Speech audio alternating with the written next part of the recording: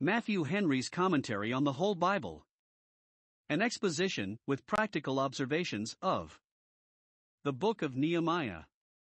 This book continues the history of the children of the captivity, the poor Jews, that had lately returned out of Babylon to their own land.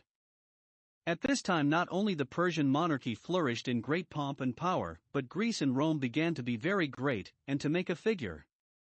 Of the affairs of those high and mighty states we have authentic accounts extant, but the sacred and inspired history takes cognizance only of the state of the Jews, and makes no mention of other nations, but as the Israel of God had dealings with them, for the Lord's portion is his people, they are his peculiar treasure, and, in comparison with them, the rest of the world is but as lumber.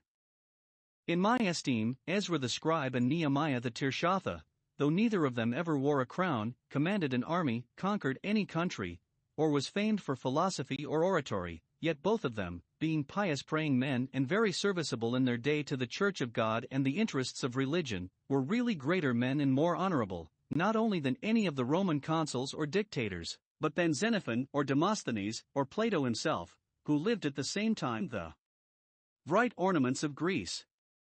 Nehemiah's agency for the advancing of the settlement of Israel we have a full account of in this book of his own commentaries or memoirs, wherein he records not only the works of his hands, but the workings of his heart, in the management of public affairs, inserting in the story many devout reflections and ejaculations, which discover in his mind a very deep tincture of serious piety, and are peculiar to his writing.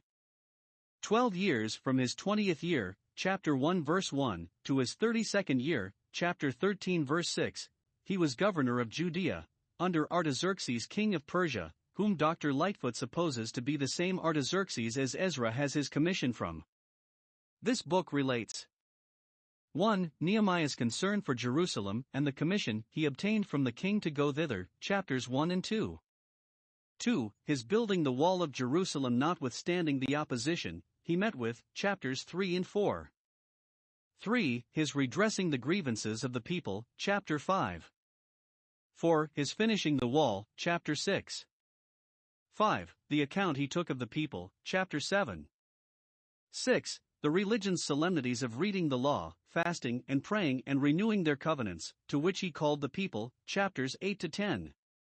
7. The care he took for the replenishing of the holy city and the settling of the holy tribe, chapters 11 and 12. 8. His zeal in reforming various abuses, chapter 13.